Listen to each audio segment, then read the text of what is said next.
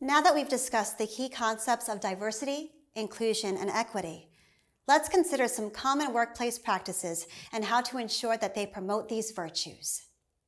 Take an interview team, for example. Ensuring that interview teams are diverse makes it more likely that candidates are evaluated fairly. Have you ever been on an interview team and the team concludes that the candidate will fit right in? What does that truly mean? Does this employee look like or share interests with you to the point that you feel some kind of bond? While it's fine to make a friend in the workplace, your focus should be on what talents and perspectives an employee can add. A common type of bias in hiring that's hard to recognize is what's called the culture fit, in which someone might be hired for reasons outside of their ability to do their job. Instead, try hiring for a culture add, someone who may bring something new to the table and add to existing company culture. Does your company publish salaries for specific positions? If not, consider what might change if starting salaries or ranges were openly posted with a position.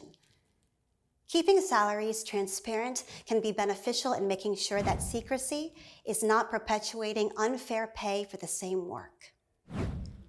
Did you know that in the United States, women still make roughly 78 cents to the dollar that a man earns for the same position?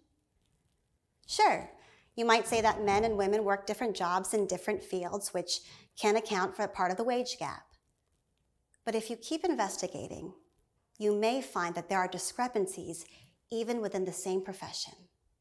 For example, a 2015 CNN article using data from the Bureau of Labor Statistics explained that among full-time lawyers, women earn 83 cents to the dollar compared to men.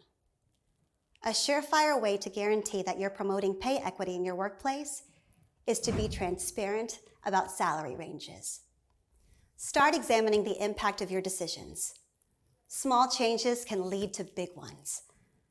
While we may try to create a positive experience for everyone, we may unintentionally overlook practices that result in exclusion, not inclusion. Or we might fall into practices that promote the comfort of similarity instead of the complexity of diversity. Being able to look critically at your decisions and their effects will help you make better decisions in the future. You can now see what it means to promote diversity in your workplace. By being accepting and inclusive of other people's differences and catering to individual needs, you can promote diversity within your company.